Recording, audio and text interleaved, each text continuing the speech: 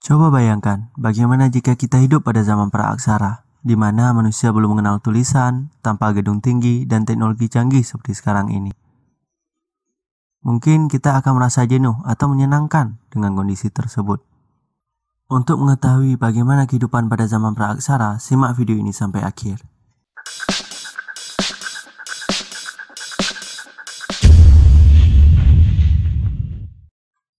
Zaman praaksara dibagi menjadi dua periodisasi, yaitu berdasarkan geologi dan berdasarkan arkeologi.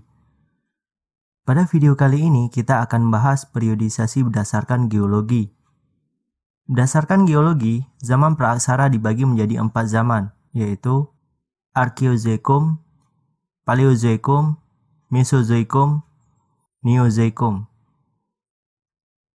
Arkeozoikum merupakan zaman tertua, berlangsung kurang lebih 2500 juta tahun yang lalu.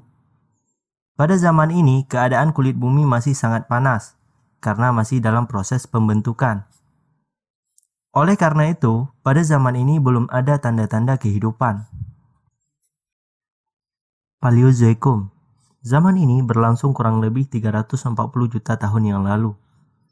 Keadaan bumi masih belum stabil. Iklim berubah-ubah dan curah hujan sangat besar.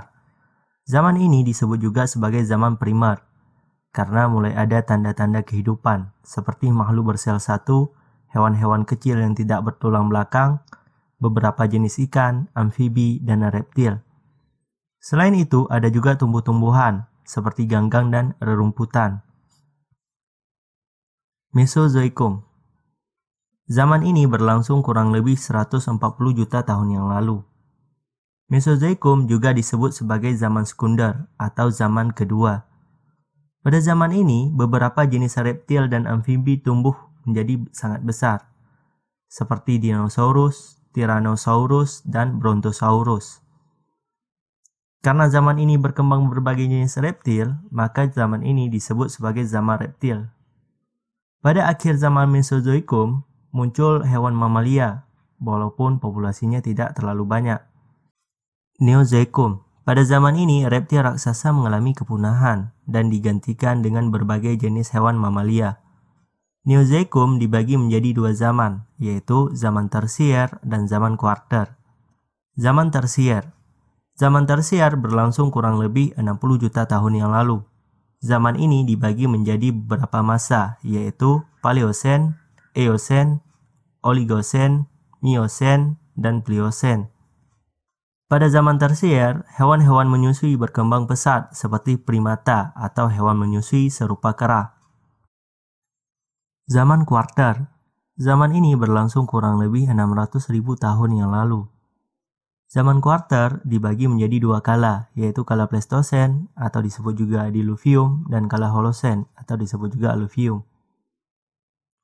Kala Pleistosen menjadi sangat penting karena pada masa ini mulai muncul manusia purba.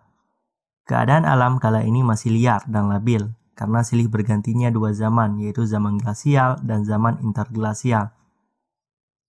Pada kala Pleistosen, hanya hewan-hewan yang berbulu tebal yang mampu bertahan hidup, salah satunya adalah mamut. Kala Holosen. Pada kala Holosen, sebagian es di kutub mencair, sehingga permukaan air laut naik. Permukaan tanah yang rendah mulai tergenang air dan menjadi laut transgresi. Dengan demikian muncullah pulau-pulau. Manusia purba punah dan muncullah manusia cerdas atau Homo sapiens, seperti manusia sekarang. Nah, itulah sekilas perkembangan zaman praaksara berdasarkan geologi. Bagaimana menurut kawan-kawan? Menarik bukan? Pada video berikutnya kita akan membahas perkembangan zaman praaksara berdasarkan arkeologi.